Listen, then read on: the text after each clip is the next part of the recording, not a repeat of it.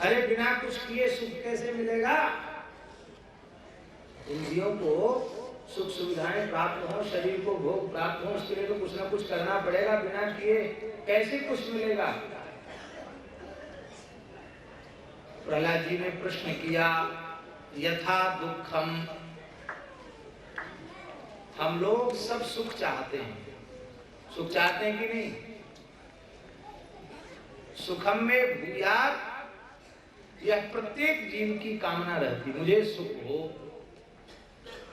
दुखम मां भूयात, दुख न हो, सुख ही हो, ये प्रत्येक व्यक्ति की कामना रहती है, इच्छा रहती है। सब सुख चाहते हैं कि नहीं? आप लोग चुप बैठ गए, सब सुख दुख से ऊपर उठ गए। आप लोग सुख चाहते हैं कि नहीं? राज्य भोग लिखा था तो उनको रो रो करके भी भोगना पड़ा, व्यवस्था संभालनी पड़ी। यद्यपि वे भक्त थे, भक्त प्रेम मूर्ति, इसलिए उन्होंने पादुका जी को विराजमान करके रखा, लेकिन 14 साल वो अवसर आया तो भोगना पड़ा, रो रो के भोगना पड़ा, पर भोगना पड़ा।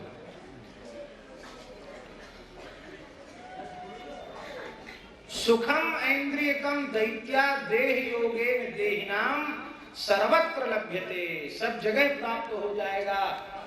कैसे? प्रहलाद जी उदाहरण दे रहे, यथा दुखम, जैसे दुख प्राप्त होता है। कोई भी संसार का मनुष्य हमें दुख प्राप्त हो इसलिए कोई काम नहीं करता है। कोई नहीं चाहता हमें दुख मिले, फिर भी दुख मिलता कि नहीं मिलता? हम चाहते थोड़ी थे कि हम गोरखपुर से रायपुर कथा कहने जा रहे थे और बीच में हमको धड़ाम हो जाए। लगा दो, गौ माता में मन लग जाएगा तो बिना चाहे गोविंद की प्राप्ति हो जाएगी। गौ माता में मन लग जाएगा तो बिना चाहे गोविंद की प्राप्ति। मन लगाने की बात। आप लोग कहेंगे क्या कहें, हमारा मन तो लगता नहीं, भोगों में लगता है, संसार में लगता है। भगवान है, रूप ऐसा है, लीला ऐसी है, ठाकुर जी की प्राण प्यारी गैया मैया ऐसी है, इनमें जिनका मन लग गया फिर वहां से हटता नहीं है। तो अब बताओ, मन का लगना कहाँ माना जाएगा? जहां लगने के बाद न हटे वही मन का लगना माना जाएगा। गाय में मन कैसे लगाया जा सकता है और गाय में मन लगा हुआ है उसका स्वरूप क्या है, यदि इसका प्रत्यक्ष दर्शन करना हो तो सौभाग्य से प्रातस्मरणीय परम गोभक्त हम तो अपने मन में ऐसी भावना रखते हैं कि श्री गोलोक बिहारी के संकल्प से ही वे धरती पर आए हैं। पूज्य परम भागवत गुरुश्री स्वामी श्री दत्त शर्मा जी, जिनका चलना फिरना उठना बैठना सोना खाना पीना जगना एक एक श्वास जिनकी गाय के लिए। एक भोपाल के एक पंडित जी गंगेली जी, उन्होंने एक कैलेंडर छपवाया, 12 महीने के अलग अलग पत्रक छपे, उसमें वैष्णवों की एकादशी और उन्होंने 12 संतों का चयन किया कि एक महीने में एक संत की छवि रहेगी, जिसमें घरों में लोगों के संत की छवियां पहुंचे, यही लक्ष्य लेकर के। तो हमसे बड़ी उन्होंने फोन पर कहा कि महाराज जी मेरी बड़ी प्रबल इच्छा है पथमेड़ा वाले महाराज जी का फोटो देने की। जिस समय अपने राम दुग्ध कल्प कर रहे थे वो पथमेड़ा महाराज जी का दर्शन करके आए, महाराज जी से बातचीत करके बड़ी बोले पथमेड़ा महाराज जी का फोटो देने की, कहीं से मिल जाए फोटो। मेरी भावना पूरी होनी चाहिए, उनको महाराज का फोटो खिंचाते नहीं, तो हमारा भाव कैसे पूरा हो?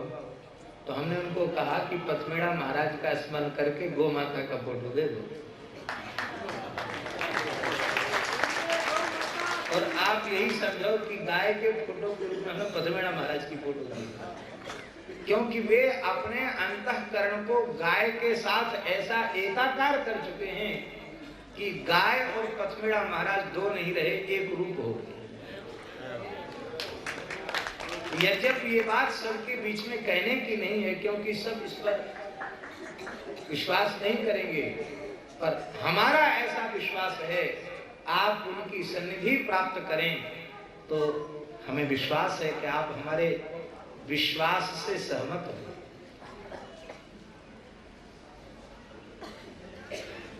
मन इनमें लग जाए, श्याम सुंदर के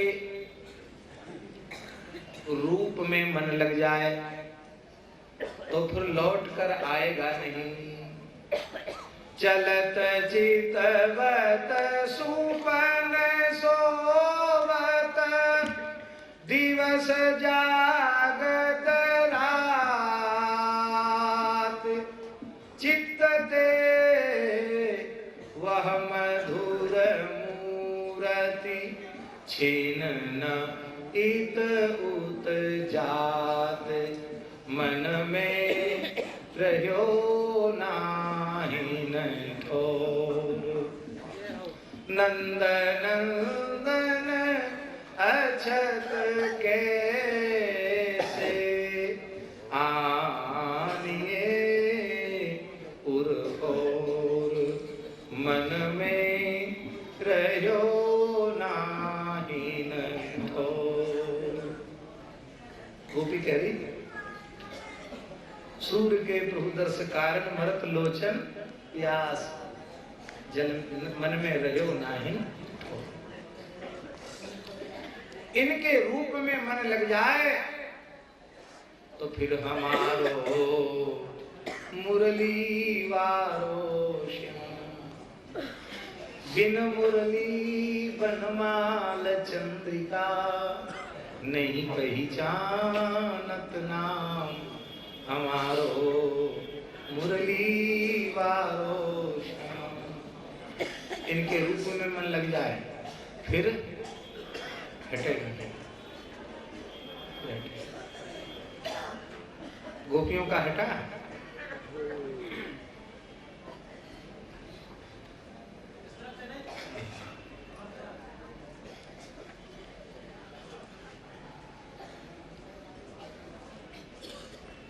श्याम सुंदर के कथा के रस का स्वाद जिसे मिल जाए, नाम के रस का स्वाद मिल जाए, इनकी अधर सुधा रस का स्वाद किसी भाग्यशाली को मिल जाए, फिर वहां से चित्त हटका श्री कृष्ण के युगल चरण कमलों की दिव्य सुगंध मकरंद का आग्रहण किसी को हो जाए, वो गंध किसी भाग्यशाली को मिल जाए, तो फिर वहां से चित्तवृत्ति हटती नहीं। श्री कृष्ण की नूपुर की ध्वनि, इनकी कटि किंकणी की क्षुद्र घंटिकाओं की रुणधिनी रुंझुन की आवाज, अथवा इनकी वेणु की मधुर स्वर लहरी, अथवा इनकी मृतक जियावनी रस भरी वाणी, इस शब्द में जिसका मन लग जाता है फिर मन भरता, और इनके दिव्य मंगल में श्री अंग का स्पर्श किसी भाग्यशाली को प्राप्त हो जाए तो बोलो इस स्पर्श से भी मन भरेगा। नाम संधर्त एतानि गोविंद परिरंभिता। भक्तराज प्रहलाद जी 24 घंटे यह अनुभव करते कि गोविंद प्रभु ने अपनी आजानुलंबित भुजाओं में भरकर मुझे छाती से लगा रखा है। तो भैया हमारे श्री ठाकुर जी का रूप रसगंध शब्द स्पर्श ही ऐसा है जिसमें मन लग जाए तो फिर वहां से हटता नहीं।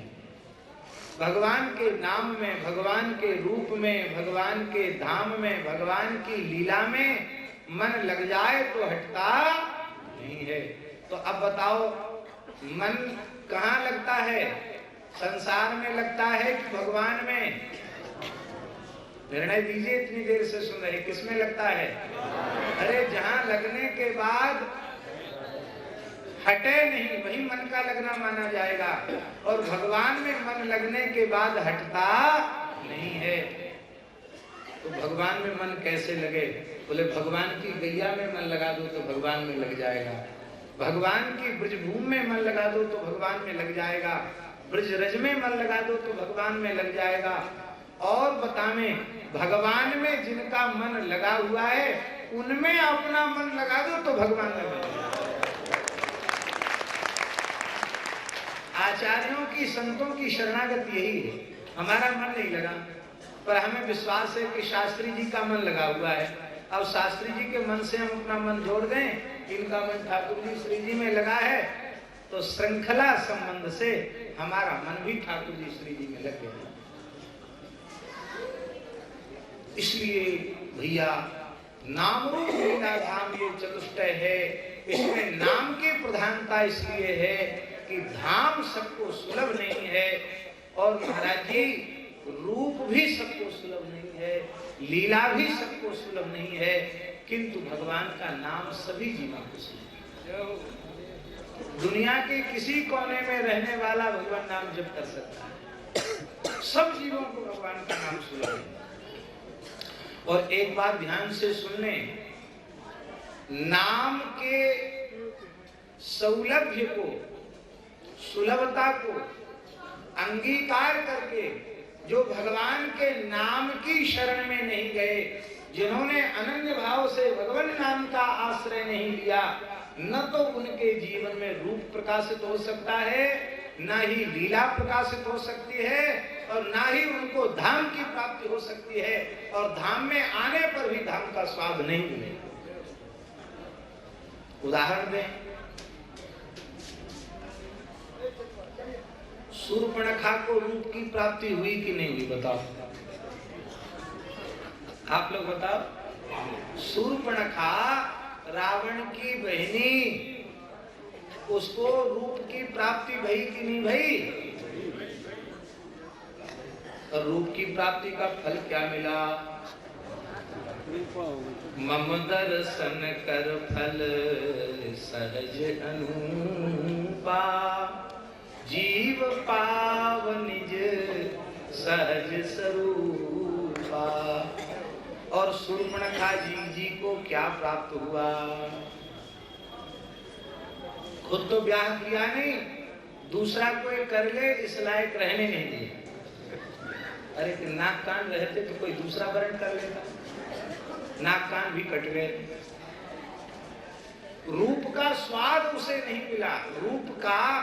रूप की प्राप्ति के बाद जिस प्रेम का उदय होना चाहिए था, निष्काम प्रेम का उदय होना चाहिए था, उस प्रेम का उदय उसके भीतर नहीं हुआ। जिन किशोरी जी की कृपा के बिना श्री रघुनाथ जी की प्राप्ति नहीं होती है, उन्हीं किशोरी जी को श्री राम जी की प्राप्ति में उसने बाधक मान लिया। ये सारी समस्याएं भगवत दर्शन के भी बाद क्यों आई? उसका एकमात्र उत्तर है, शूर्पणखा के पास नाम की पूंजी नहीं थी। यदि कुछ दिन राम राम करके तब राम जी का दर्शन करने आती, भैया शूर्पणखा को भी राम जी का दर्शन हुआ, और सबरी मैया को भी राम जी का दर्शन हुआ। सबरी देखी राम गृह आए, रूम रूम खिल उठा, पुलक नैन जल छाए, नेत्रों से प्रेमा सुधारा बह चली। और राम जी जो मौन थे वो मुखर हो गए सबरी के आश्रम में पहुंच करके।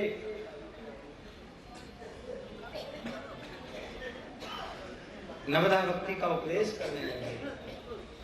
शूर्पणखा के पास नाम की पूंजी नहीं है, इसलिए राम जी ने बात तक नहीं की, और सबरी जी के पास नाम की पूंजी है, इसलिए बात।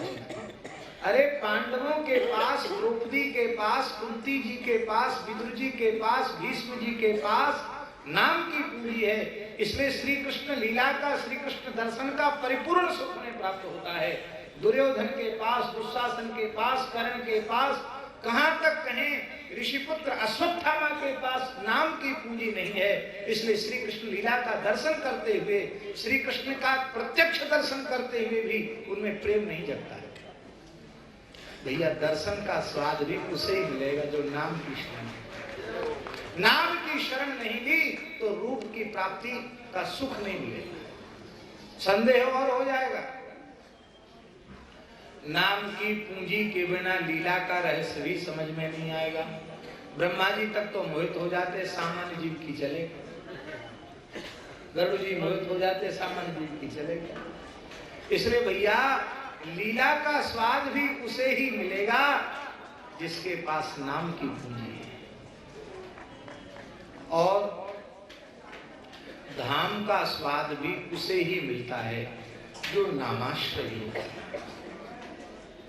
श्री ठाकुर जी की अहेट की कृपा से धाम में जन्म मिलता है, धाम में निवास मिलता है, धाम का आश्रय मिलता है।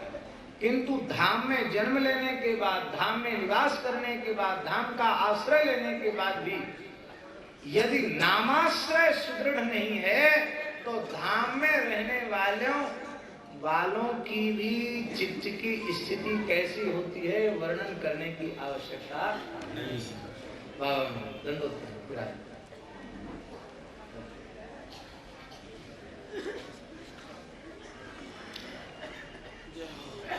चित्त की स्थिति कैसी होती है वाणी से नहीं कहा जा सकता। इसलिए भले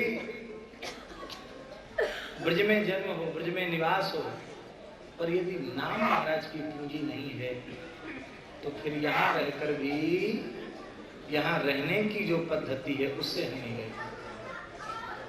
अन्य क्षेत्रे कृतं पापम तीर्थ क्षेत्रे विनश्यति, तीर्थ क्षेत्रे कृतं पापम वज्रलेपो भविष्यति। अन्य क्षेत्र में किया गया पाप तीर्थ में आते ही भस्म हो जाता है, और तीर्थ में आकर पाप बने अथवा तीर्थ में जन्म लेने के बाद झूठ, कल, छल, कपट, चोरी और ऊटपटांग काम बने। जो नहीं खाना चाहिए वो खाया जाए, जो नहीं पीना चाहिए वो पिया जाए, जो नहीं करना चाहिए वो किया जाए, जहाँ नहीं जाना चाहिए वहाँ जाया जाए। ये काम यदि धाम में जन्म लेने के बाद करते हैं तो धाम का कोई सुख उन्हें नहीं मिलता, धाम का कोई फल नहीं मिलता। और नाम का आश्रय लो तो हमारी श्री मीरा जी ने मेड़ते में नाम का आश्रय लिया और वहीं वृंदावन को प्रकट कर दिया, वहीं श्री ठाकुर जी का उनको प्रथम साक्षात्कार हुआ। हमारे वृंदावन के ठाकुर बाहर नहीं जाते, वृंदावनम परित्यज्य पादमेकम न गच्छति। बोले फिर कैसे वहां मीरा को दर्शन हुआ? कहते मीरा ने भगवान नाम का आश्रय लिया और वहां पहले धाम का प्राकट्य हो गया, और जब वृंदावन प्रकट हो गया तो श्री बिहारी जी प्रकट हो गए। इसलिए नाम का आश्रय लेने से रूप की प्राप्ति, और फिर रूप की प्राप्ति होते ही लीला की प्राप्ति हो जाएगी, क्योंकि ठाकुर जी प्रकट होके लीला किए बिना रह नहीं सकते, ये उनका स्वभाव है। लीला बपू हैं, लीला विग्रह हैं, लीला करना इनका स्वभाव है। लीला पुरुषोत्तमी है, बिना लीला किए रहे कैसे? और भैया ये रूप और लीला ये प्रकृति के प्रदेश में नहीं होते, ये दिव्य अपराकृत चिन्मय प्रदेश में होते हैं। जिसे दिव्य अपराकृत चिन्मय प्रदेश कहा जाता है उसी को हमारे यहाँ पुराणों की भाषा में धाम कहा गया, उसी को भगवान का धाम कहा जाता है। धाम का आश्रय देखो, हम लोगों को चारों की प्राप्ति हो रही है। अखंड नाम संकीर्तन चल रहा है, ब्रज यात्रा में नाम की प्राप्ति हो रही है। न भजन करो तो भी कान में नाम ध्वनि जा रही है, और रास बिहारी के रूप में रूप की प्राप्ति हो रही है। कृष्ण बलदेव गोचारण कर रहे हैं, साक्षात रूप की प्राप्ति हो रही है, और नित्य लीला की प्राप्ति हो रही है, और धाम में तो विचरण हम लोग कर ही रहे हैं। यह यात्रा आप लोगों के जीवन की अविस्मरणीय यात्रा होनी चाहिए, और हमें विश्वास है इस यात्रा को आप ठीक से कर लेंगे तो यह आपका अंतिम शरीर होगा, यह जन्म आपका अंतिम जन्म होगा। इस दुखमय संसार में आपको फिर नहीं आना पड़ेगा। बस बात ये है, इस यात्रा से यह लेकर जाएं, मन में रहो नाहि ठौर, नंद नंदन अछत कैसे आनिए उर और। अब हृदय में दूसरे के लिए जगह नहीं है, ये यहाँ से भावना लेकर के जाएं, आहा, फिर लौट कर संसार में आना नहीं पड़ेगा। बहुत सुंदर सुंदर उपदेश की बातें हैं, हम भी कहते हैं, आप भी कहते हैं, आप लोग भी कहते किसी किसी से। हमारी स्थिति तो गोस्वामी जी स्पष्ट कर रहे हैं, ब्रह्म ज्ञान बिन नारी नर करहि न दूसरी बात, कौड़ी लागे लोभ बस करहि विप्र गुरु घात। ये हमारी दशा है।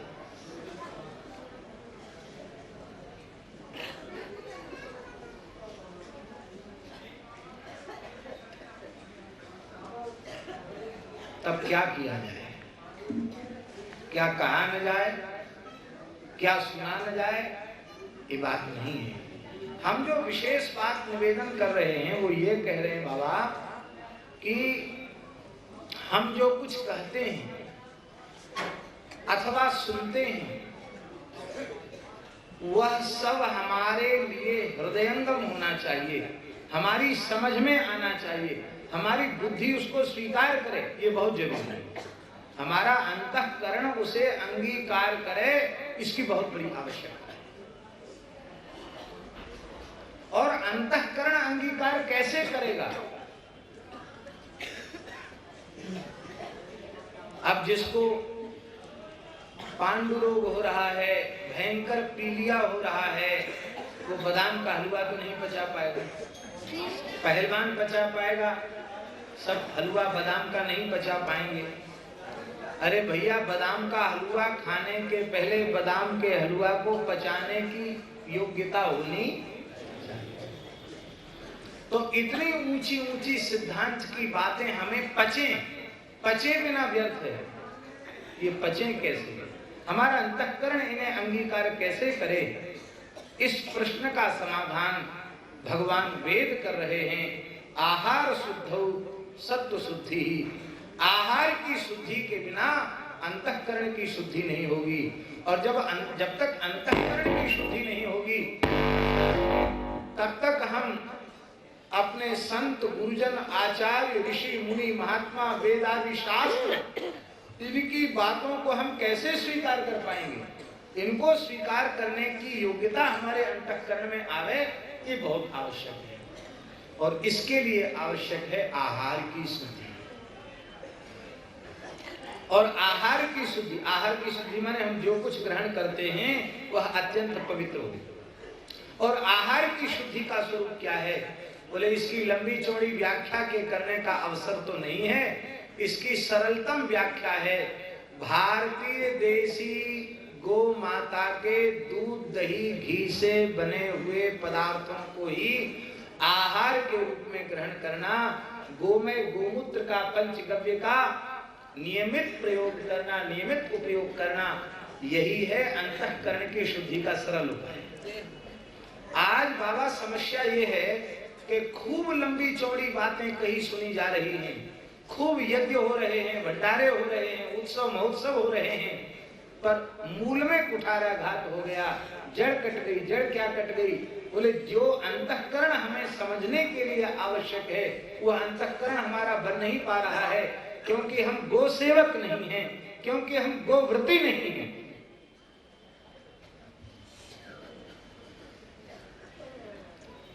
हम विश्वास करते हैं, एक महीने आप गोव्रती प्रतिज्ञा पूर्वक रह के देखिए, नाम जप करते हुए, प्रत्येक क्षण का सदुपयोग करते हुए, अब फिर एकदम तटस्थ भाव से आत्मनिरीक्षण कीजिए। हम महीने 2 महीने पहले जैसे थे अब वैसे हैं क्या? आपको अपने में परिवर्तन दिखाई पड़ेगा, अवश्य परिवर्तन दिखाई पड़ेगा। हमें माता जी का नाम तो स्मरण में नहीं है। कल ही एक माता जी बता रही थी, कल या परसों की बात है, 1-2 दिन की बात है। सूरत से कोई माता जी आई, वो कह रही थी कि हमने यहाँ पूज्य श्री शशि बाबा से फोन पर पूछा, नंबर दिए थे ना यात्रा संपर्क के, तो पूछा कि वहाँ यात्रा में हम आएंगे, हमको चाय मिलेगी क्या? हमारे मन में बड़ी प्रश्न कि चलो एक ने तो स्वीकार किया, 1 महीने तक आप इस व्रत को स्वीकार कर लें, फिर आपका स्वयं ही मन नहीं करेगा। हम भी सोचते थे कि हमको मिठाई बहुत अच्छी लगती है, देखते ही मुंह में पानी आ जाता है, और बढ़िया बढ़िया मिठाइयाँ जब लोग लाकर सामने धरेंगे और आग्रह करेंगे, तब फिर हमारी दृढ़ता भीतर से कैसे सुरक्षित रह पाएगी, बड़ा मन कच्चा होता था। लेकिन संतों ने, आचार्यों ने अनुग्रह किया, अब तो इतना बढ़िया हो गया, पहले से ज्यादा मिठाई खाने को मिलने लगी। कैसे? अब सबको पता हो गया महाराज भारतीय देसी गाय के दूध दही घी का ही प्रयोग करते हैं।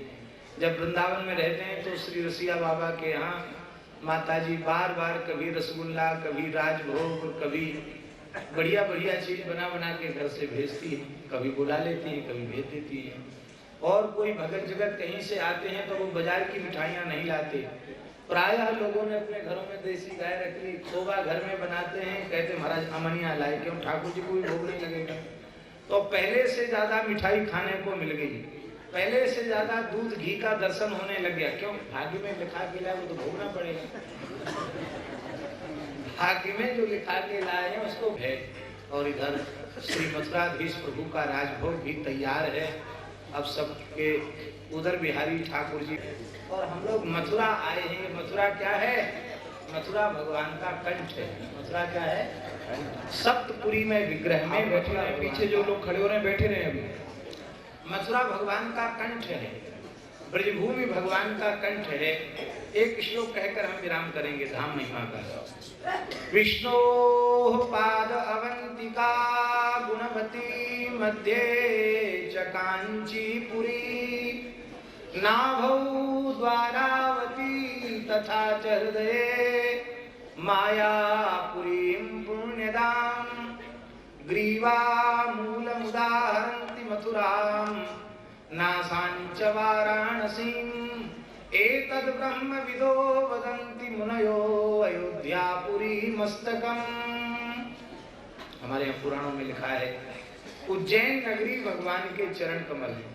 हम लोग उज्जैन में जाए ना तो यह अनुभव करना चाहिए भगवान के चरणों में हम आ गए। चरण कमल हैं और कमल में भौरा रहता है। अवंतिकापुरी भगवान के चरण कमल हैं और भ्रमर रूप में भगवान महाकाल शिव वहां विराजमान है। चरण कमल मकरंद सुधा रस का पान कर रहे हैं। कमल में ही तो भौरा रहता कि नहीं? भ्रमर के रूप में अखंड आसन लगाकर भगवान शिव वहां विराजमान है। विष्णु पाद अवंतिका गुणवती मध्य तु कांचीपुरी, भगवान का चरण भाग, पिंडली भाग, ये दोनों चरण, पिंडलियां, जंघा, चरण, ये कांचीपुरी है।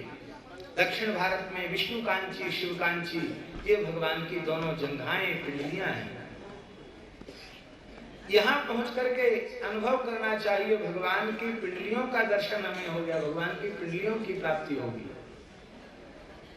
विष्णु पादवंतिका गुणवती मध्य कांचीपुरी, नाभु द्वारावती, नाभि द्वारिकापुरी है।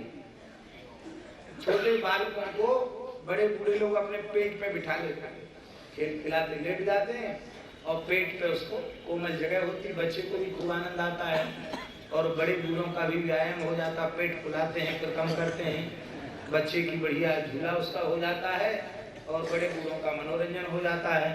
ऐसे ही वात्सल्य गुण के समुद्र ठाकुर जी द्वारिकापुरी वासियों को अपने पेट पर बिठाकर झूला झूला रहे हैं। इसलिए द्वारिका पहुंचने वालों को अनुभव करना चाहिए हम भगवान के उधर में खेलने वाले बालक हो गए, उधर पर खेलने वाले बालक हो गए। नाभो द्वारावती तथा च हृदय मायापुरी, मायापुरी हरिद्वार जहाँ माया देवी है, यहाँ ये भगवान का हृदय प्रदेश है। मानो भगवान के हृदय का दर्शन हुआ। भगवान के हृदय में गंगा जी की अपूर्व शोभा है। और ये ब्रजमंडल क्या है, मथुरापुरी क्या है? बोले मथुरापुरी भगवान का कंठ है। कंठ का मतलब क्या है? ध्यान दो, ब्रज यात्रा करने के लिए जो भी जीव आए हैं भाग्यशाली वे ध्यान दें। मथुरापुरी भगवान का कंठ है। इसका भाव ये है